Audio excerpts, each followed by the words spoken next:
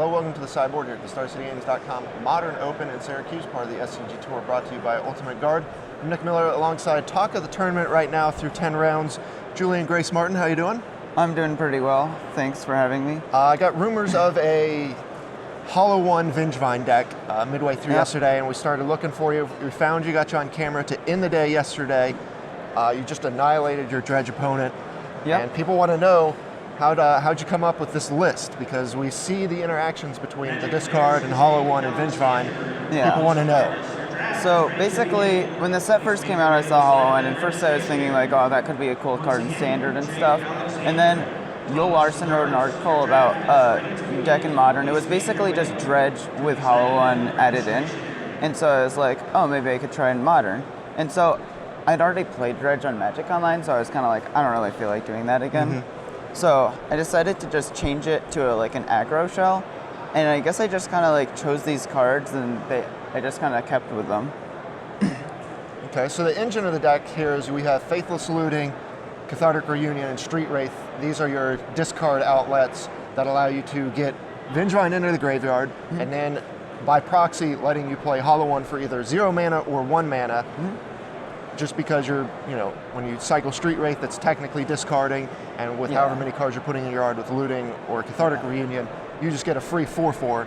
And surprisingly, 4/4, just like the Grixis Death Shadow deck, people can't deal with stuff outside of 3 range, and people are kind of cut Lightning Bolt because of that. All right, so how did you come upon your 1-drops? Because you definitely shifted this into an aggro shell. So first of all, I kind of wanted Swift Spear just because the deck had a lot of non-creature spells, and I also wanted a creature that had haste. Haste is really relevant against any deck with wraths because of you can become immense without getting like hit by an Ugin or something. And for Goblin Guide, later on, I had Flame-Blade Adept for a while, and I realized a lot of the time you wouldn't want to play it turn 1, because turn 2 you would want to go like Neonate, discard Vengevine, and then cast another 1-drop. And Flame-Blade Adept wasn't good because you spent your turn 2 discarding cards. So you wanted a creature that still did something on turn 2, because if your opponent like Paths Vengevine, then you kind of put a bunch of bad cards together, or not just super high impact cards, to get into play. And I felt that Goblin Guide at least dealt an amount of damage that's worth its mana cost. Right, that's the interesting thing about this deck is you're not playing a bunch of, as you said, quote, bad cards to make this engine work. The only questionable card really is Insolent Neonate because it doesn't attack for tons of damage, but everything else in your deck, when you're playing it, is attacking for a bunch of damage because the amount of spells or just the, the size of, Hooting Mandrill's a specialty here. And then of course Hollow One and Vengevine all have a bunch of power. So did you have any other cards in the mix that you cut as you were kind of building the deck? The first version I tried with Burning Inquiry, because you can cast Hollow One turn 1, which is like a good thing. But the problem was, of course, you might discard the Hollow One. Usually if you cast it turn 1, you're a little less likely to discard it, but it still happens quite a bit. And second, it was worse when you mulliganed. Like, the more you mulliganed, the more... Burning Inquiry is basically a mulligan that gives you high upside in some games. And it kind of worked well with Flame-Blade Adept, because it just gives it 3 power right there. And then when that card kind of came out, they kind of both came out as a package.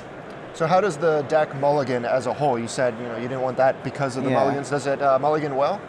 I would say this deck does not mulligan that well because you're playing a bunch of cards like Neonate and Faithless Looting that by themselves put you down on cards. And if you're stuck with a Temur Battle Rage in hand, it doesn't get you...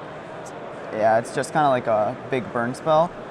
And so you probably, at least I can't say for sure that this is correct, but I tried to mulligan as little as possible. Mainly the hands that you want to mulligan are hands that obviously have no lands or like very few spells.